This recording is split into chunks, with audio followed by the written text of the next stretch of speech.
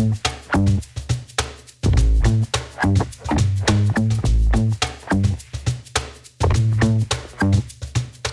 va maintenant passer à la deuxième table ronde avec un petit peu de retard, je m'en excuse. Donc on va pas finir, on va finir à 20h, 20h15. Hein, donc on va rattraper un petit peu le temps qu'on a perdu au départ. Qu'est-ce qu'il y a ensuite? Non, voilà. Ensuite, donc il faut repasser sur l'autre. Comment on fait? C'est à vous de le faire, c'est à moi? Non, c'est ça? Je sais pas. Non, j'ai fait une bêtise. T'inquiète pas. Et je vais appeler tout de suite à cette deuxième table ronde Anna Guillem. Anna Guillem qui est doctorante à La Rochelle Université et dont la thèse est notamment soutenue par le CAUE 17. Olivier Amblard, qui est directeur général de Charente Tourisme. Venez nous rejoindre, Olivier. Vous avez plein de chiffres. Je sais que vous avez énormément travaillé cette table ronde. Également, Peggy Luton-Bory, qui est adjointe au maire de la commune de Lacquarde-sur-Mer, qui est intervenue tout à l'heure dans les questions. Madame Luton-Bory, vous allez nous expliquer quelle a été la politique sur votre commune et sur votre île. Et enfin, Sylvie Martin, qui représente la CAPEB. Elle est où, Sylvie Martin? Elle est là. Je venais vous rejoindre, madame. La CAPEB, donc, c'est un syndicat d'artisans, mais elle va nous expliquer tout ça. Ça a été évoqué tout à l'heure. Un monsieur a proposé de descendre la TVA. C'est vrai que ça faciliterait pas mal les choses, notamment en termes de construction. Je vais tout de suite passer la parole à Anna Guillem. Alors, on a la présentation d'Anna. Oui, c'est ça? OK, super. Voilà, tout est là. Anna Guillem, très rapidement. Ce travail qui a été réalisé, on vous en remercie encore, et le CAUE l'a déjà fait, mais a été réalisé dans le cadre de votre thèse que vous préparez, donc soutenue par le CAUE, mais on vous a demandé de mouliner d'autres chiffres de manière très gentille. Vous vous êtes plié à l'exercice, donc merci beaucoup pour ce surcroît de travail qui vous servira certainement pour votre thèse. Alors, de quoi vous allez nous parler ? Alors l'idée, ça fonctionne le micro, oui. Donc l'idée, c'est de présenter ici quelques chiffres clés, un peu des dynamiques récentes. Alors c'est des données qui sont issues en effet de mes travaux de thèse. Et pour l'instant, ça merci. Oui, un peu plus fort. C'est bon. Qui sont donc issus de mes travaux de thèse. Alors, c'est pas évidemment le but de présenter ma thèse, c'est juste une petite partie avec des données un petit peu inédites, justement. Concrètement, juste pour rappeler le contexte, donc, je suis en deuxième année de doctorat au LIENS. Donc, en effet, comme tu as dit, Cyril, ça fait partie de la chaire littorale, qui est donc un partenariat entre le CAUE, la Fondation Université La Rochelle et le LIENS. Le LIENS, c'est le nom du laboratoire. Oui, exactement. Littoral, environnement et société. C'est une thèse qui est co-encadrée par Didier Vie, qui est géographe, et par Alice Mazot, qui est politiste. Donc c'est une thèse interdisciplinaire, un petit peu au carrefour entre les deux disciplines. Et dans ma thèse, je m'intéresse à l'évolution du désir de rivage, donc à l'attrait pour les littoraux, l'attractivité des littoraux, et en particulier l'attractivité résidentielle. Et je m'intéresse à cette évolution dans un contexte de changements globaux, donc changements environnementaux, mais aussi les changements sociétaux. Donc, très rapidement, pour expliquer comment ça se situe, dans mon travail, mon objectif, c'est de comparer le discours institutionnel autour de l'attractivité des littoraux avec une objectivation de ces données, donc qui vient vraiment sur le territoire. Et pour objectiver ces données, j'utilise la base de données Fideli, donc qui est une base de données de l'INSEE, mais un petit peu particulière, je vais expliquer après. Et donc là, dans ce travail, c'est de présenter quelques données un peu structurantes qui sont issues de l'analyse de cette base de données Fideli. Ouais. Alors, juste, qu'est-ce que c'est institutionnel, c'est quoi? Ce sont les élus, les institutions. Oui, pour le discours institutionnel, voilà. C'est quoi le discours oui, alors ça c'est une autre partie de ma thèse qu'on pourrait développer aussi, mais c'est pas le but ce soir. Quand je parle du discours institutionnel, je m'intéresse notamment, je travaille à partir des documents formalisés, donc des documents de planification et des documents d'urbanisme. Voilà, juste pour cette partie-là. Très bien. Donc pour Fideli, Fideli, c'est une base de données donc, qui est très confidentielle, parce qu'elle est issue des données fiscales. Donc quand vous remplissez vos déclarations fiscales, c'est une base de données qui est exploitable à partir de 2014. Donc on a les données à partir de 2014. Et qui permet une analyse fine des mobilités résidentielles, surtout parce qu'on va avoir des données sur les résidents bilocalisés, en fait, tout ce qui est résidence secondaire, qui est parfois difficile à avoir avec les données du recensement. Fideli va apporter une analyse un petit peu plus fine à ce niveau-là.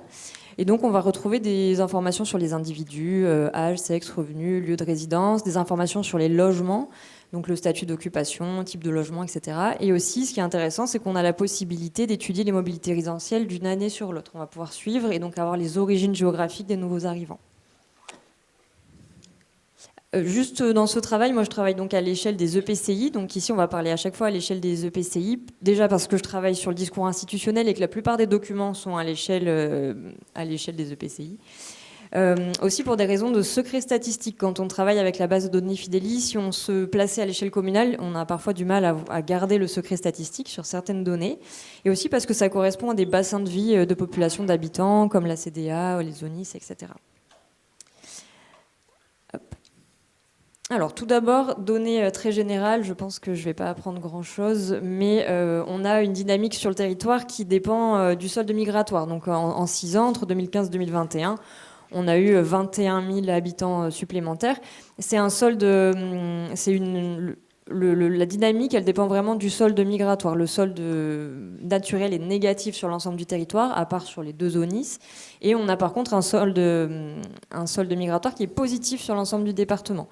Et ça donne un peu des disparités départementales quand on regarde comme ça à l'échelle du taux d'évolution de la population. On voit qu'en effet, on a un taux d'évolution qui est plutôt positif sur les littoraux et en rétro-littoral des territoires dont le solde migratoire ne compense pas le solde naturel. On a aussi, du coup, de manière générale, plutôt un vieillissement de la population sur l'ensemble du département. Alors, pour entrer dans le vif du sujet avec les données Fideli, ici, on a un petit camembert avec les origines géographiques, donc des individus qui ont déménagé en Charente-Maritime. Là, c'est le cas de 2014. Alors, qu'est-ce qu'on observe? Si on regarde les mobilités dans le département, des gens qui ont bougé en Charente-Maritime, on se rend compte qu'on a en fait une majorité d'habitants, 73% ici, qui proviennent de mobilités internes, des fois du même EPCI ou internes au département. Et on voit qu'on a seulement 2,8% de Parisiens finalement qui sont venus s'installer. Donc quand je dis Paris, ici c'est métropole du Grand Paris, on est toujours à l'échelle EPCI. Si on compare avec... Il y a un petit délai. Je pense que ça va, c'est juste qu'il y a un petit délai sur le net. Ok. 2014. Ah oui, peut-être que ce sera plus simple. Tiens, ouais. Bien. Merci. Ce sera peut-être plus réactif. Hop. Voilà, et donc 2021, qu'est-ce qu'on observe si on prend les mêmes données sur 2021? On voit qu'en effet, il y a eu une augmentation de nouveaux individus qui sont arrivés de la métropole du Grand Paris. On est passé à 4,8%, presque le double. Mais on est toujours sur vraiment une majorité de mobilité interne. Alors, là, on a ici une petite image animée que je vais vous lancer. On va travailler cette fois sur les origines géographiques des nouveaux arrivants. Donc là, c'est entre 2014 et 2021. Vous allez voir une petite animation avec chaque année les pourcentages, vous voyez, par EPCI, des EPCI d'origine. Alors, on va retrouver en rouge foncé la métropole du Grand Paris, en rouge un peu plus clair les autres métropoles. Et après, ça va concerner encore des mobilités internes, donc même département ou autres EPCI, donc non renseignés. Je peux le penser comme ça. Alors, si vous regardez dans le titre, vous allez avoir les années qui défilent. 2017, 2018, 2019, j'imagine que c'est bon. Ça revient. Voilà, je vais le relancer plusieurs fois. Et comme ça, si vous regardez sur, par exemple, si on regarde à l'échelle de si on fait un focus sur La Rochelle, on voit qu'on a une augmentation significative des arrivées en provenance de la métropole du Grand Paris. Je le relance plusieurs fois jusqu'à ce que vous puissiez bien voir. On a ce phénomène donc sur La Rochelle, mais aussi sur l'île de Ré, qui est assez flagrant. Mais on a encore une fois un phénomène qui est contrebalancé par des flux de proximité, en particulier sur les ZONIS, on voit que la part en bleu, elle est très très forte. Et aussi à Bassin de Marraine, c'est assez flagrant. Est-ce que vous arrivez à voir les petites années défilées? C'est bon? Ok.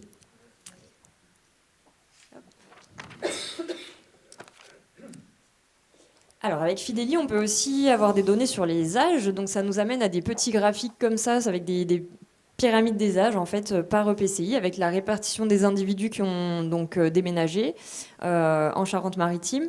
Donc ce qu'on voit ici, donc chaque pyramide correspond à un EPCI et on voit donc en bleu les arrivées, l'âge des arrivants, en marron l'âge de ceux qui sont partis et à l'intérieur on voit en bleu clair ou en marron un peu plus clair si c'est donc un solde migratoire positif ou un solde migratoire négatif. Alors, qu'est-ce qu'on observe ici? On le voit surtout sur Royan. Je ne sais pas si vous voyez, c'est la troisième vignette. On voit que c'est assez flagrant qu'à partir de 60 ans, on a un pic avec un solde migratoire extrêmement positif et une arrivée plutôt massive de personnes de plus de 60 ans. Ici, on a 2014. Si vous voyez Royan, on voit la différence d'une année entre 2014 et 2021 qui est assez flagrante. On voit que ce pic augmente énormément. Et on peut voir aussi sur les zonis juste en dessous de Royan, on a les deux zonis. On voit que pour le coup, on a plutôt des jeunes ménages, des familles avec des enfants qui viennent s'installer. Voilà, ça nous donne des petites données comme ça. Alors, on a aussi des données sur les niveaux de vie. Alors, les niveaux de vie médians. Alors ici, dans ce graphique, alors il paraît un petit peu complexe, mais vous allez voir, on va comprendre ça. Ici, on a la répartition. En fait, on a découpé la population en déciles, donc des tranches de 10% de la population. Et donc, on a une analyse qui distingue 3 catégories. On a la première ligne, c'est les entrants. La deuxième ligne, c'est les entrants qui viennent du Grand Paris. Et la dernière ligne, c'est les habitants en général. Et on voit donc sur les colonnes qu'on a donc l'ACA de La Rochelle, l'ACA de Royan. On a comparé aussi avec Poitiers et Vannes, qui sont 2 agglomérations. Nous, ça nous intéresse pour les travaux de voir un petit peu ces comparaisons. Alors en orange, quand on a du jaune sur les déciles, c'est qu'il y a eu une augmentation du niveau de vie médian entre 2020 et 2014. Quand c'est bleu, alors on voit qu'il y a très peu de bleu sur le tableau, mais quand c'est bleu, ça veut dire qu'il y a eu une diminution. Alors qu'est-ce qu'on observe? Déjà qu'on a systématiquement des revenus qui sont plus élevés quand on a des entrants qui viennent du Grand Paris. C'est le cas partout. À Royan, on voit qu'il y a une petite particularité, on voit que les premiers déciles sont en bleu. Donc ils perdent du niveau de vie alors que les derniers augmentent fortement. Donc ça peut nous proposer des hypothèses sur en tout cas les inégalités territoriales que ça peut engendrer, et notamment sur l'accès au logement. Dernière partie, donc plutôt sur les résidences secondaires cette fois. Alors là, je reviens sur des données de l'INSEE, montrer un petit peu comment ça se répartit. On avait des questions tout à l'heure sur les nombres et la part des résidences secondaires. Donc en bleu, on a le nombre, les bulles bleues, et en rouge, on a la part dessous, donc qui est parfois un petit peu cachée. Mais on voit qu'évidemment, les résidences secondaires, elles se concentrent sur le littoral. On a en moyenne 61,5% de résidences secondaires à l'île de Ré, 10% quasiment 11% sur l'agglomération de La Rochelle, pour quelques données de cadrage. Et avec Fidéli, on peut avoir ce genre de graphique. Donc là, c'est le lieu de résidence principale des propriétaires des résidences secondaires. Donc où habitent les gens qui ont des résidences secondaires. Et finalement, on se rend compte que les propriétaires habitent pour la majorité déjà sur place. En tout cas, c'est le cas de La Rochelle, où on voit que finalement en bleu, donc c'est le premier cercle tout en haut à gauche, on voit qu'en bleu, les propriétaires habitent déjà dans le département. Contrairement à la petite partie en rouge en provenance de la métropole du Grand Paris. Par contre, c'est une tendance qui s'inverse à l'île de Ré, un petit peu à Oléron aussi, où on voit qu'en effet, les lieux de résidence des propriétaires sont pour la majorité, une grande majorité, issus de la métropole du Grand Paris. Les métropolitains, parce que c'est un quart, non, Grand Paris. Oui, on peut voir comme ça. Et un dernier, je me suis intéressée aussi à la question de la surtaxe sur les résidences secondaires, donc on en parlait un petit peu tout à l'heure. Pour rappeler un petit peu comment ça fonctionne, il y a cette mesure depuis la loi Allure de 2014 donc, qui concerne les zones tendues et qui permet la majoration de la taxe d'habitation. Donc la nouveauté en 2023, c'était que les zones touristiques, et donc plus seulement les zones d'urbanisation continue de plus de 50 000 habitants, étaient concernées par ces zones tendues. Donc on voit ici sur la carte, c'est tout ce qui est en jaune, c'est les nouvelles zones tendues. Donc ça a particulièrement touché le sud-est, la Corse, les Alpes et puis les littoraux. Et si on met ça en perspective avec la carte du nombre de résidences secondaires, on voit qu'il y a une corrélation, en tout cas, entre les zones tendues et la part des résidences secondaires en France. Alors, qu'est-ce qui s'est passé depuis 2023 donc, il y a 3700 communes supplémentaires qui ont eu la possibilité de majorer la taxe d'habitation, donc majorer entre 5 et 60%. Et en fait, on se rend compte qu'on passe de 27% de la part des communes qui appliquaient la majoration à 39%. Donc ça a été une mesure qui a été quand même énormément appliquée. Et parmi les 1461 nouvelles communes, 539, donc 37% d'entre elles ont quand même choisi le taux maximum de 60%. Et au total, 45% ont voté un taux significatif, c'est-à-dire au-dessus de 40%. Donc c'est quand même une mesure qui a été largement employée. Qu'est-ce qu'on observe? Que ce levier il a été particulièrement activé en Bretagne et au Pays Basque. Nous, en Charente-Maritime, on a un taux plutôt intermédiaire. On est en 7e position, donc en bas à gauche, avec 41%. Ce qu'on peut dire de ça, c'est qu'on n'a pas de corrélation directe, de corrélation statistique, entre le taux de résidence secondaire et la majoration de la taxe d'habitation. Et ça nous permet de faire ce genre de petite carte. Pour terminer, on a ici une carte donc de Charente-Maritime avec, vous voyez en bas en légende, une petite mosaïque. Vous avez d'un côté la part des résidences secondaires et ensuite la majoration de l'ATH. Et ça donne un petit peu les différents choix qui ont été faits. On se rend compte que c'est des choix qui ont été faits principalement à l'échelle communale, que c'était des choix qui étaient très variables même au sein des EPCI. On voit par exemple que c'est le cas à Royan, où c'est très varié. À l'île de Ré, on a peu de communes qui ont voté la taxe, alors que d'autres... Sur l'île de Ré, il y a au moins Sainte-Marie, je vois. Ok.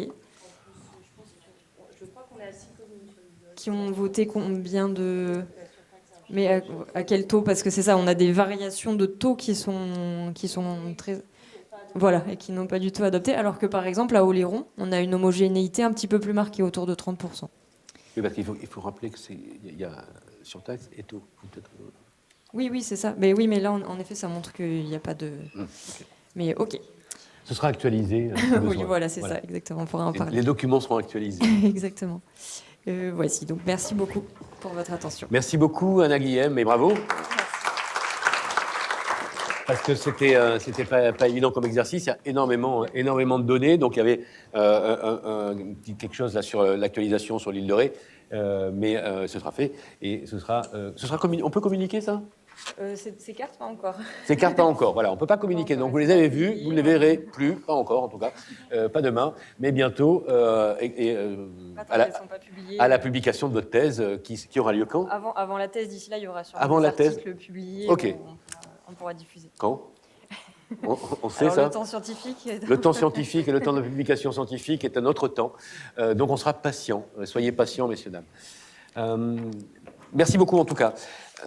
Olivier Amblard, vous êtes directeur général de Charente Tourisme. Autant dire que le tourisme n'a aucun secret pour vous dans les départements des Charentes. Si on devait faire un petit état des lieux quand même de ce qu'est le tourisme, Sylvain Dejean nous rappelait que l'industrie touristique pesait 8 points de PIB. On pourrait même ajouter les 2 points de l'aéronautique, en tout cas une partie des 2 points de l'aéronautique sur la suggestion de monsieur. C'est quoi la réalité du tourisme si on devait chiffrer, donner quelques chiffres clés pour bien prendre conscience de ce que ça représente pour ce territoire?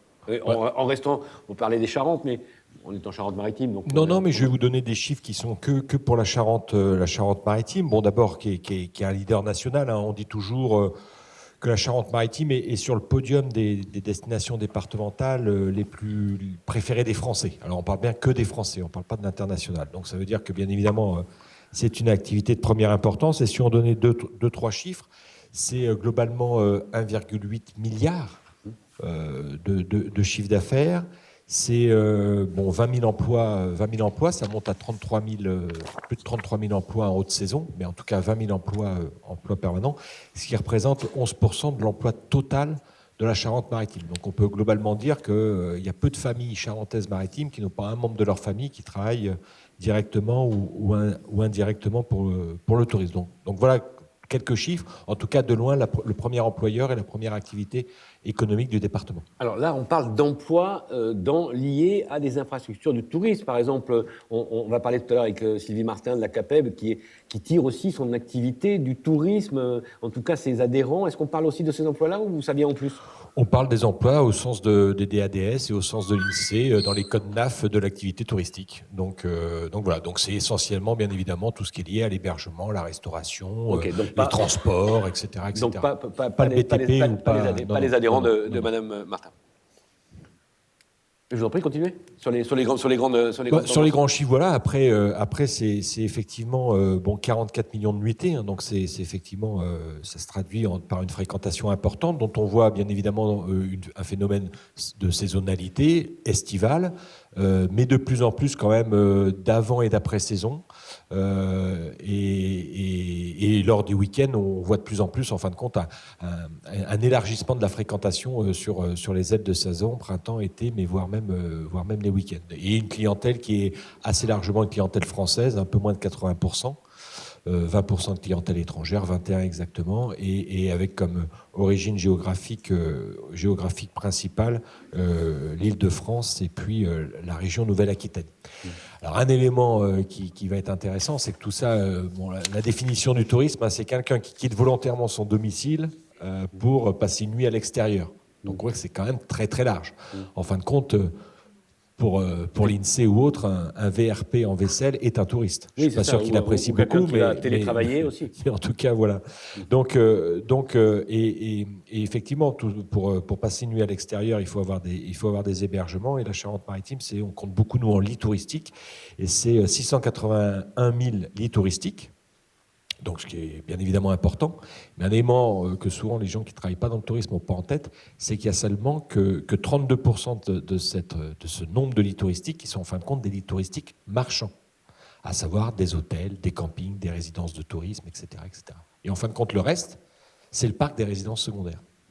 Donc, on voit que naturellement, et depuis tout temps, tout ce qui est, alors que certains appellent hors professionnel, alors est-ce que c'est vrai ou pas vrai, mais en tout cas, le secteur professionnel de l'hébergement, qu'on pourrait simplifier entre hôtel, hôtellerie plein air, résidence de tourisme ou autre, ça n'est qu'une part très faible de la capacité d'accueil d'un département, quel qu'il soit, et cette capacité d'accueil, elle est largement liée aux résidences secondaires, par moment utilisées par des vraies résidences secondaires, mais par moment mis en location, et ça s'est toujours fait, même si c'est accéléré avec Internet naturellement. Donc voilà quelques chiffres. Je peux vous en donner d'autres, mais on ne va pas rester jusqu'à minuit non plus. Voilà. Peggy Luton-Maury, vous êtes vice-présidente déléguée au logement et à l'habitat durable de la Quartz-sur-Mer. Vous appartenez aussi à une communauté de communes. Peut-être une petite présentation de votre territoire, alors pas forcément avec beaucoup de chiffres, mais expliquez-nous un petit peu ce que vous vivez en fait. Est-ce que vivent aussi les communes de l'île? Oui, donc l'île de Ré, donc c'est 10 communes, on est un peu plus de 17 500 habitants, et ça a été présenté tout à l'heure, un taux de résidence secondaire moyen d'un peu plus de 61%. Avec effectivement une très forte activité touristique qui est vraiment liée au territoire, avec des débats qu'on avait il y a 10 ans justement sur comment développer les ailes de saison, etc., qui aujourd'hui ne se posent plus, puisque c'est vrai qu'il y a eu un travail très important et accompagné pour avoir une activité aussi économique liée au tourisme sur les ailes de saison, les week-ends, etc., qui a été vraiment fait sur l'île de Ré, avec du coup le revers de la médaille qui est, après une dizaine d'années d'augmentation du nombre de meublés de tourisme, une difficulté très importante d'accès au logement qu'on a constaté. Un territoire qui reste très attractif, hein, on voit tout à fait les données que vous avez présentées. Voilà, aujourd'hui, si la population de l'île de Ré ne baisse pas davantage, c'est vraiment lié à l'attractivité migratoire du territoire, mais qui reste très centré sur des catégories PSC+. Et puis, on le voit bien sur l'âge médian qui a été présenté, on a un écart de 10 ans entre les sortants du territoire et les entrants sur l'île de Ré. Donc voilà un contexte qui fait qu'on a de plus en plus de difficultés à garder les populations actives logées sur le territoire. Les jeunes actifs n'arrivent pas à accéder au logement. Aujourd'hui, la première façon de pouvoir habiter sur l'île de Ré, c'est la propriété. La propriété, ensuite le parc locatif social, mais l'accès à la location dans le parc privé est extrêmement difficile sur le territoire, parce qu'on a une concurrence en termes financiers, soyons clairs, de la location de courte durée et de la location permanente. Voilà, c'est le revers de la médaille que j'expliquais. Les travaux qui ont été faits par l'université sur le territoire de l'île de Ré montrent très bien qu'un bien mis en location saisonnière rapporte du mois d'avril jusqu'à la Toussaint, ce qui est aussi une particularité du territoire. Donc voilà, compte tenu de ça, de tout ce contexte-là, un besoin important de pouvoir remettre du logement à l'année sur le territoire. On a aussi besoin de pouvoir loger un certain nombre de professions pour lesquelles aujourd'hui on n'a pas de solution.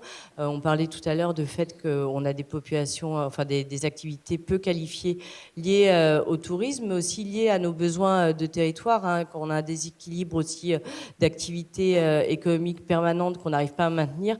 On pense notamment aux employés de libre-service dans les supermarchés, à tout le secteur. On a une population vieillissante, donc un besoin important sur tout le secteur des services à la personne, voilà, qu'on n'arrive pas à loger sur le territoire.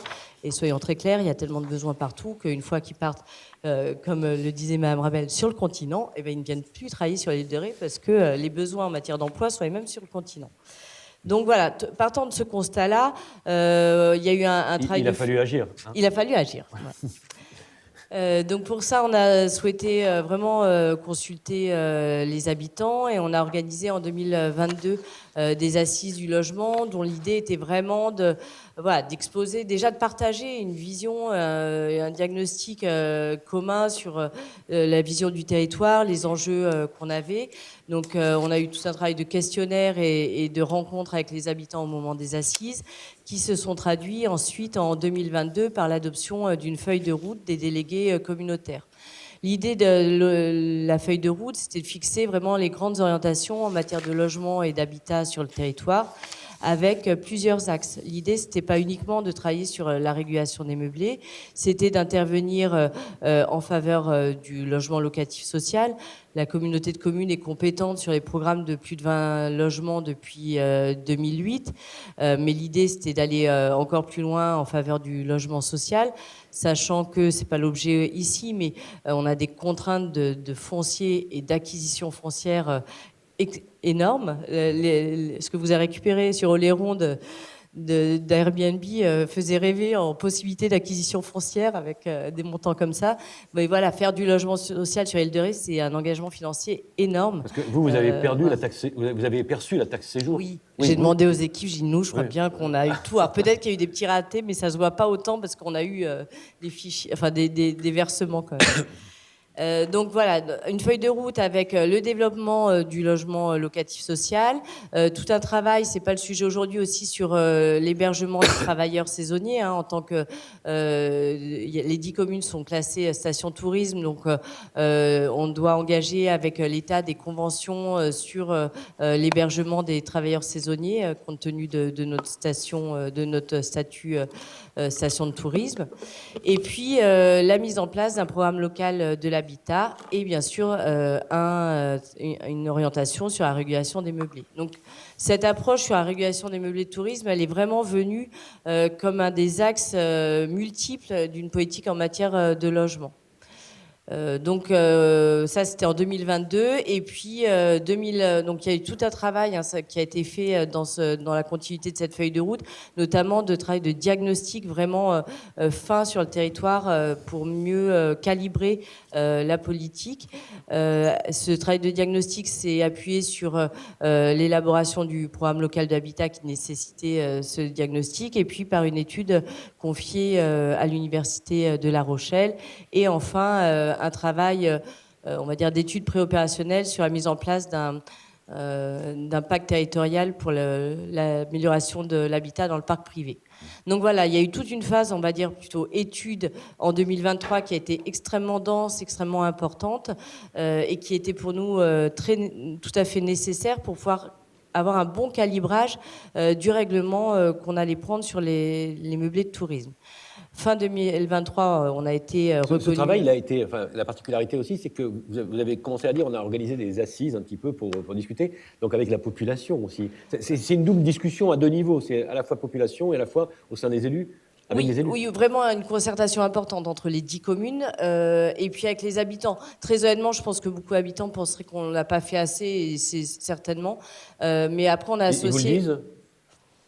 c'est pas ce qui nous est remonté en premier, mais on a associé les habitants dans les comités consultatifs, comités de développement durable. Je mange le nom. On a les citoyens qui participent au schéma de développement durable de l'île de Ré, qui ont participé aux travaux du PLH, et puis après tout le secteur associatif, les associations de solidarité ou qui agissent sur la partie environnement, qui ont été associés dans le cadre du diagnostic PLH. Ça a été plutôt sous cette forme-là, et on est revenu après en direction des habitants avec des deuxièmes assises, plutôt pour présenter les orientations de la politique. Okay. Et du coup, voilà, reconnaissance en zone tendue quand même qui était un préalable, donc ça en 2023, et du coup adoption d'un règlement sur les meublés de tourisme en mars 2024. L'idée du règlement, c'était vraiment de se dire on vient réapporter un équilibre sur le territoire.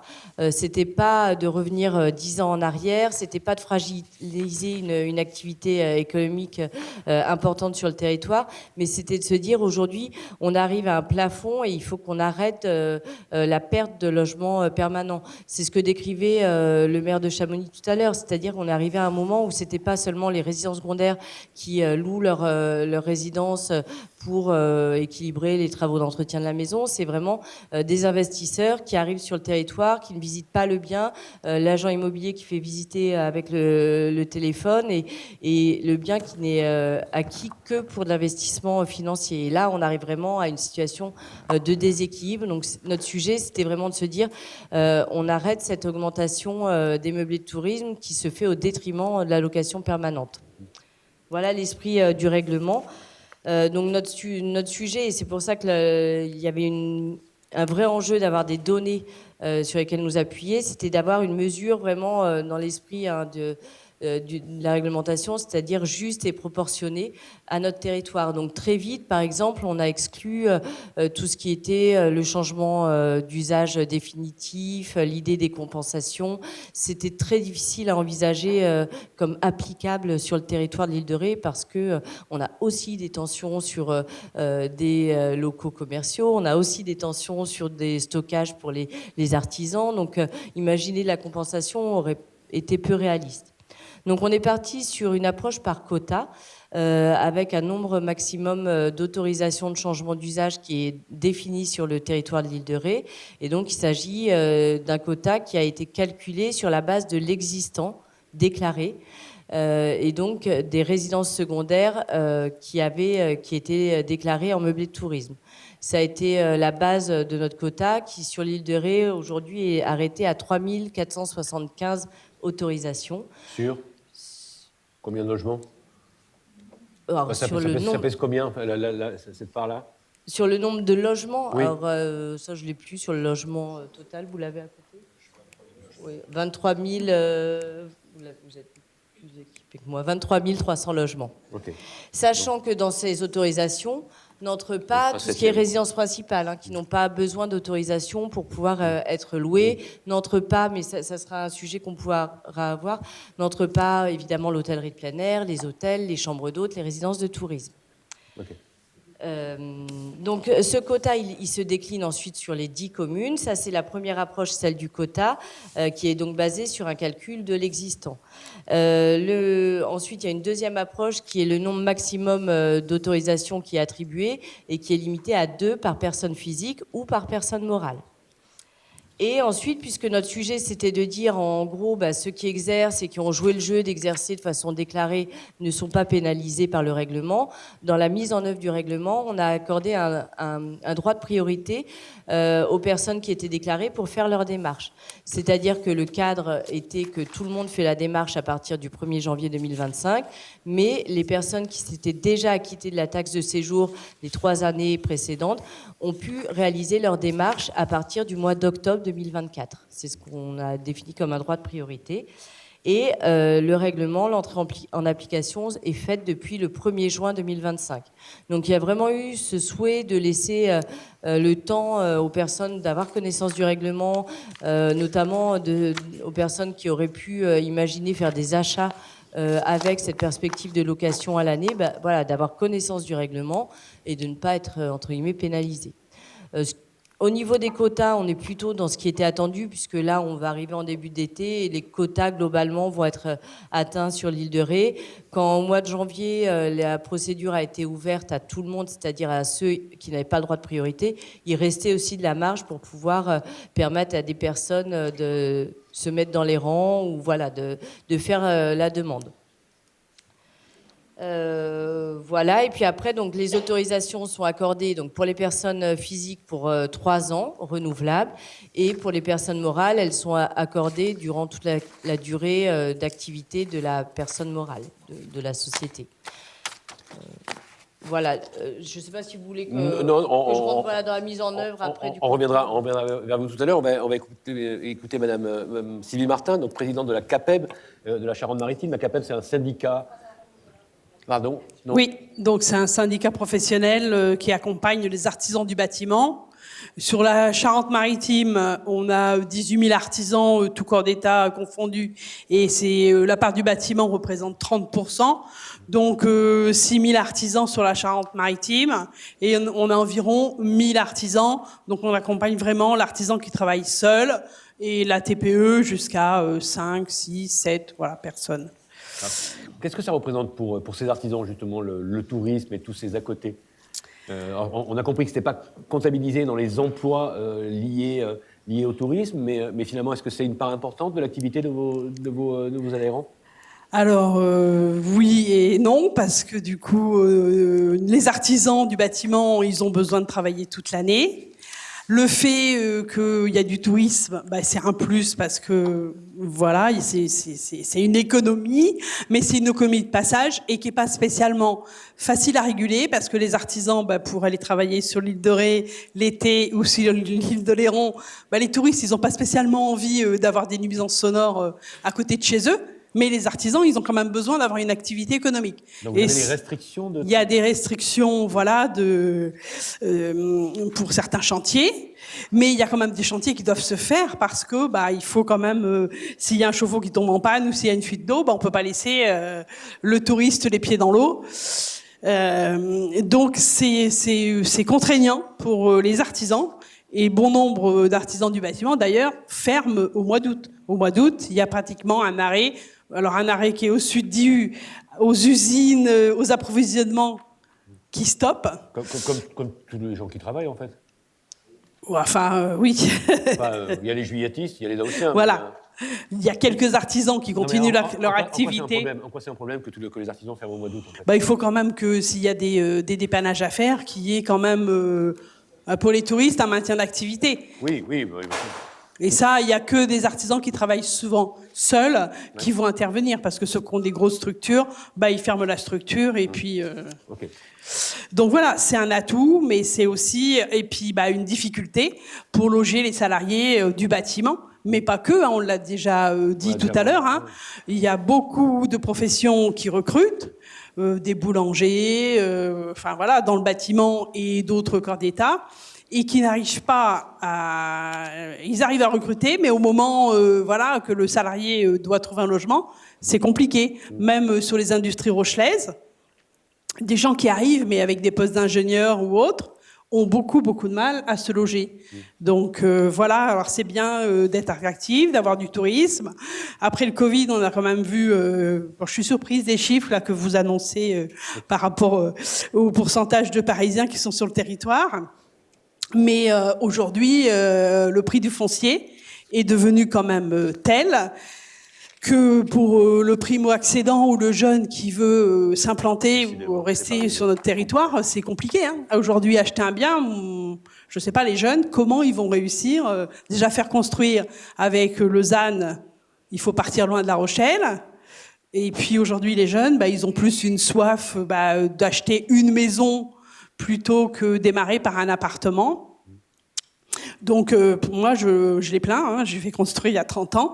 Et je me dis, aujourd'hui, si j'avais 20 ans ou 25 ans, je ne pourrais pas le faire. Et c'est quand même... voilà.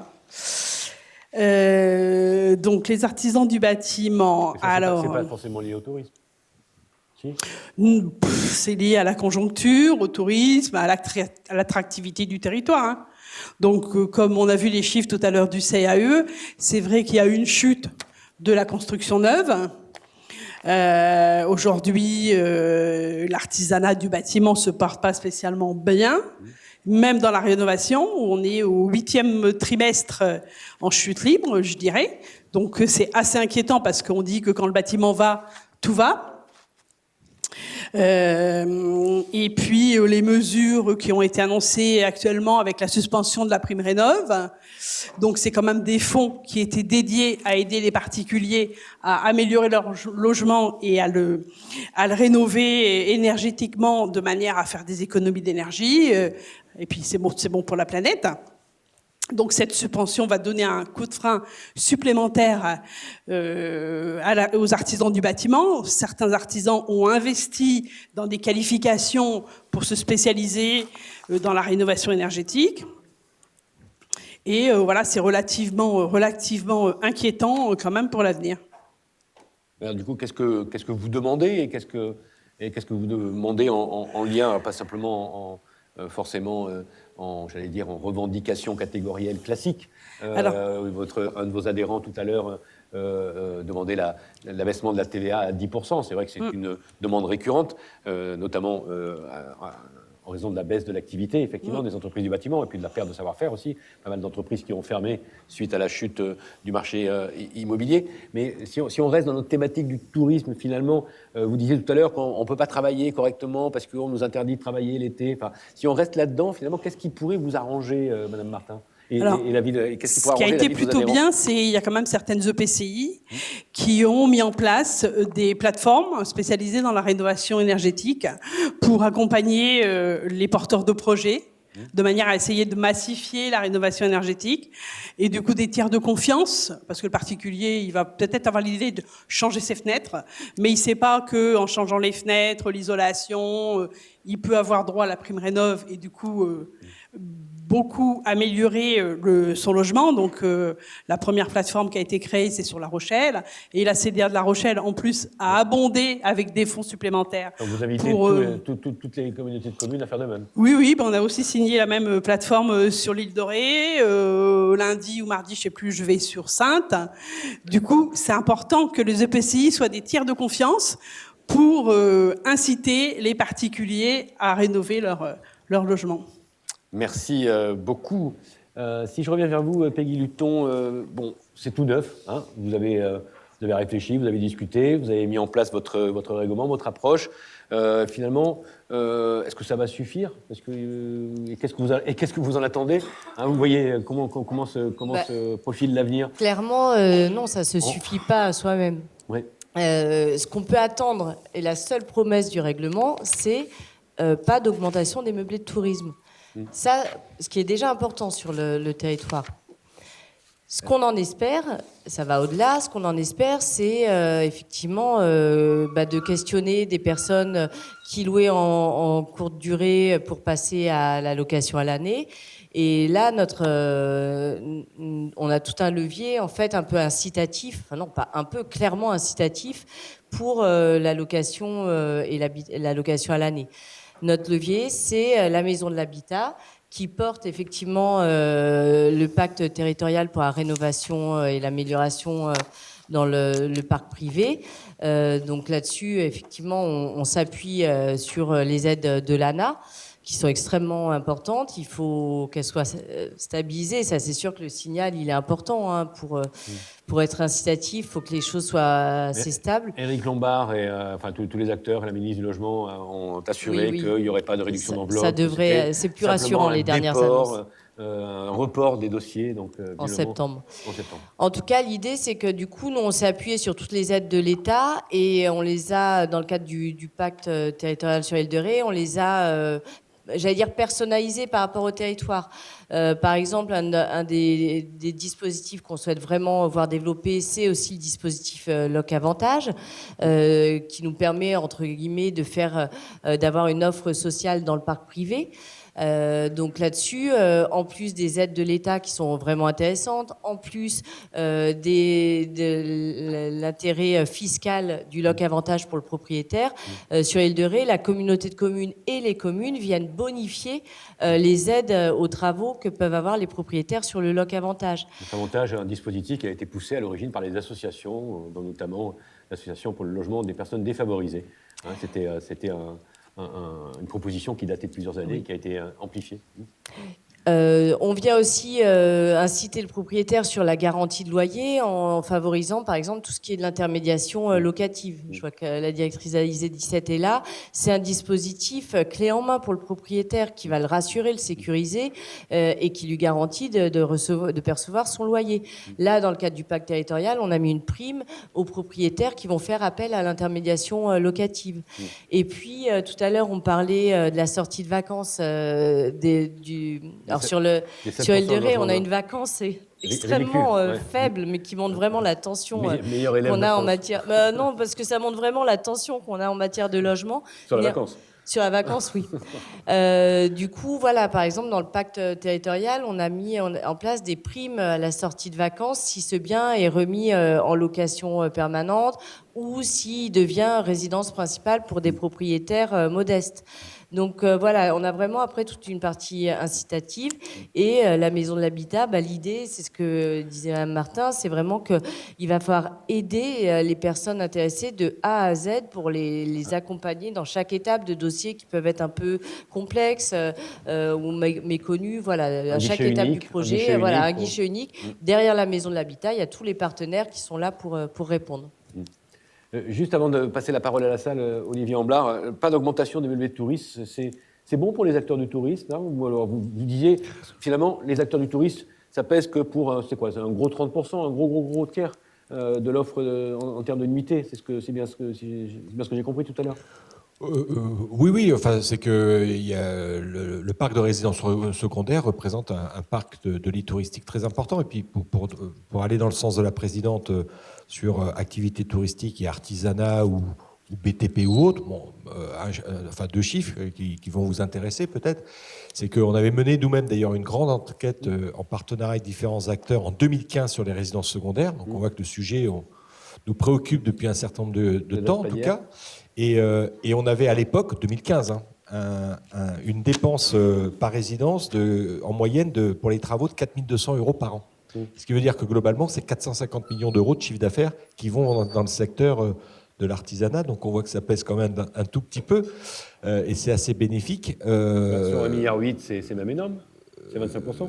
Oui. Non, mais de toute façon, dans le tourisme, c'est toutes les dépenses connexes qui sont importantes. C'est pas le prix de la chambre d'hôtel. C'est les restaurants, c'est les activités, c'est les transports, c'est en milieu rural des boulangers qui ont une part de leur chiffre d'affaires parce qu'il y a des touristes. C'est par moment des coiffeurs qui restent en activité, des plombiers ou autres. Le tourisme, c'est une activité qui est transversale de fait. Donc c'est tout ce qui est dépenses connexes qui est important. Non, moi je pense que le débat, le sujet, il y a 2 questions. Et je pense que les choses ne sont pas claires actuellement en termes d'objectifs. Est-ce que l'objectif, c'est de dire il y a des abus par endroit et il faut réglementer pour que des investisseurs qui dépaissent des immeubles pour en faire des boîtes à clés ou des fonds de pension, alors c'est la première fois que j'entends ça, qui sembleraient effectivement investir. Est-ce qu'il y a des endroits où il y a une tension trop forte et il faut réglementer pour éviter qu'il y ait une explosion de ce type de location? Assurément oui.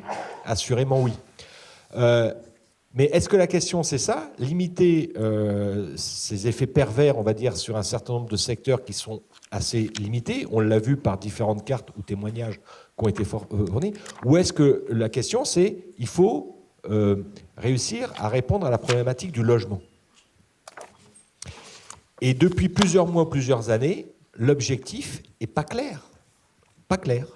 On l'a vu dans les débats parlementaires, on l'a vu. C'est-à-dire que quand ça arrange, on parle d'Airbnb, et par moment, on parle de logement. Or, c'est 2 éléments complètement différents. Je vous donne un exemple. Si vous voulez limiter un afflux, on va dire, de locations saisonnières dans des résidences principales, vous dites, on va passer les résidences principales à 90 jours, au lieu de 120. Bon, effectivement, elles ne seront pas louées pendant 30. Mais Est-ce que passer la réglementation de 120 à 90 jours de location dans une résidence principale va donner plus de logements permanents? Assurément non. Et c'est bien toute l'ambiguïté actuelle. C'est que actuellement, on joue sur les mots. Beaucoup de gens qui font de la location saisonnière, ce sont des résidences principales qui ne seront jamais remis dans le logement permanent. Ce sont des résidences secondaires. Oui, c'est du logement, mais quelque part du logement permanent. Et voilà, elles ne seront jamais mises en location pour répondre à un problème de logement. C'est ça que je veux dire. Elles répondent. Mais si l'idée... Non, mais c'est bien pour ça qu'on voit les raccourcis. C'est-à-dire qu'on est en train de dire que la location, et vous l'avez très bien dit, est un des leviers pour répondre à la problématique. Un seul. C'est pas le seul levier. En gros, vous dites, tant qu'il n'y a pas des politiques publiques, que ce soit à l'échelle locale ou nationale, qui prennent en charge la question de la production du logement, en fait, on ne sortira pas. On pourra toujours accuser le touriste ou le Airbnb de venir déstabiliser l'offre, mais ça ne résoudra pas le problème. C'est un petit peu ça que en sous-texte, hein, très rapidement. Oui, si vous voulez, en sous-texte ou très rapidement, c'est effectivement de dire que attention, c'est pas la location saisonnière. Il faut éviter tous les abus comme ça a été évoqué. Mais si on regarde des chiffres qui dépassent l'échelle des communes, on se rend compte que voilà, le contexte est pas tout à fait le même. À nouveau, on remarque des évolutions du nombre d'annonces. Par exemple, oui, on a vu 28% d'annonces sur les plateformes en plus en quelques années, ce qui est énorme. Sauf qu'on sait pertinemment qu'une partie de ces annonces-là, c'est pas non plus une offre nouvelle. On a bien vu, les réglementations sont devenues de plus en plus fortes. Les gens ont été obligés de déclarer de plus en plus, et c'est tant mieux. Il y a une bonne communication. Donc c'est de l'offre résidentielle classique en moins. Non, c'est de l'offre d'hébergement qui existait avant la location, simplement elle est passée sous les radars. Donc il y a une partie qui désormais est identifiée, mais elle existait également. Puis enfin, un dernier chiffre, en Charente-Maritime, on se rend compte que le nombre d'annonces en été, au mois d'août, c'est 26 000. Le nombre d'annonces au mois de février, c'est 15 000. Donc à nouveau, on retrouve une partie des annonces qui sont le fait de résidences principales, qui sont mis quelques semaines à la location ou autres. Et on voit que les moyennes, d'ailleurs, sont en dessous de 90 jours, puisque actuellement on est plutôt sur des moyennes de location à 60-80. Donc voilà, je pense que c'est un sujet passionnel. Et j'aurais tendance à dire que les faits sont têtus, les chiffres sont là. Après, l'interprétation des chiffres, on peut en faire un peu... Chacun fait la sienne. Et c'est bien des problèmes, d'ailleurs. Merci beaucoup, Olivier Amblard. On a un petit peu dérapé par rapport à notre rêve. En même temps, on a commencé avec un quart d'heure de retard. Je vous prie de nous en excuser. Si vous le voulez bien, on peut faire la séance de questions-réponses autour d'un verre, si c'est possible. Comme ça, ce sera peut-être plus chaleureux. À moins que quelqu'un ne trouve ça vraiment pas normal, non, ou pas sympa. Et ça se passe en haut, pour boire un verre. Et on n'a pas un petit mot de clôture de Pascal, mais si, quand même, Pascal Francisco, directrice du CAUE, qui va, avant de quitter la salle, qui va vous dire quelques mots avec un micro. Pascal ? Oui. Pardon. Oui, juste pour ceux et celles qui sont restés sur leur faim par rapport à l'intervention de Anna, elle sera au musée de l'île d'Oléron, donc le 27 juin, pour parler de sa thèse sur le désir de rivage. Enfin, le 3 juillet, vous pourrez visiter des logements sur les communes de Gémozac et de Meursac. Donc, allez sur le site du CAUE 17, n'hésitez pas à vous inscrire. Et puis à la rentrée, ça sera après les vacances, donc le 18 septembre, le CAUE organise un voyage d'études en Vendée et en Loire-Atlantique sur les questions toujours du logement, de la densité et voilà, de la nature en ville et d'autres sujets connexes. Et enfin, le 4 octobre, sur la CDA de La Rochelle, c'est quelque chose qui sera plutôt grand public. On va tester une balade à vélo à Villeneuve-les-Salines et Périgny, où on pourra aussi voir des belles opérations de logement. Voilà. Merci beaucoup, Pascal Francisco. Merci à Sylvie Martin. Merci à Olivier Amblard. Merci à Peggy Luton. Merci à vous pour votre attention et à toute l'équipe du CAUE qui a œuvré à la préparation de cet événement. Et merci à Guillaume, mais qui sera en tournée, on l'avait bien entendu. Et merci à toi, Cyril. Merci. Et puis, on se retrouve pour boire un verre ensemble. Merci. En haut, Vous suivez...